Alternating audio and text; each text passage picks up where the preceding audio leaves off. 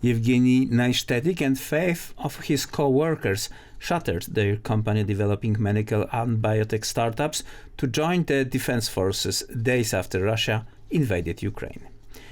But within 2 months, their commanders agreed it would be more useful if they gave up their military careers and used their experience on technical projects to help the war. It combines electronic warfare resistance, wind resistance, and obviously it's dedicated to signal intelligence. And because of its offline capabilities, the radio horizon, the maximum range of signal intelligence is about 250 kilometers. So actually right now you don't have any single drone with this combination of capabilities in the weight under 25 kilos. We needed some air surveillance, so I took my home Mavic and did work like everybody did. But then after the Kiev defense campaign, we relocated here, and having the entrepreneurial and technological background, we were asked to support Ukrainian armed forces with logistics, with technologies, laboratory assistance, so on and so forth. And step by step, we deployed 7 projects, and the Defender was the 8th one. Our model could show that we could detect the enemy's targets very precisely. For example, from 6 kilometers, with 6 kilometers of distance, we can detect the enemy unit, which emitting in white band with accuracy up to 20 meters.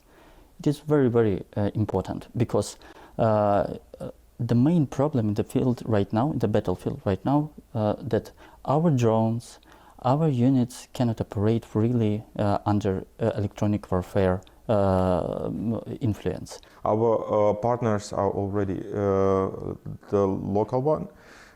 So we have, for instance, ARS Aviation. It's a Polish-based aviation company. So we are quite integrated here, and also we are collaborating with different teams all over the Europe, United States, and also from Turkey. As a FlyFocus company, we are responsible for the aerodynamical structure design, including the avionics and the piece of software. We are incredibly proud. Of course, we would prefer this war had not happened, but I think that it strengthens cooperation between Poland and Ukraine. The world is beginning to understand that it is important that these machines are cheap, widely available in large numbers, and easy to use by a soldier. Personally, as an employee, as a member of the company management board, as a Pole, it fills me with pride. Because I feel that, in a sense, we are also fighting for our freedom here. But above all, we are helping our colleagues from the eastern border to fight the evil that is taking place there now. With the government blessing, Naistetik and his team of engineers moved to neighboring Poland, where they raised initial funding from a Polish company, ARS Aviation, to develop a new drone for the Ukrainian military. The Defender drone, now in the final stage of testing, is designed to withstand strong winds to enable surveillance in the bad weather, can fly, take off and land vertically, and is also carry relatively big payloads. Naistetik's startup, Radio Bird, will be ready for industrial production within a month. The initial plan is to produce up to 200 units, which will be delivered to the Ukrainian army and used on the battlefield.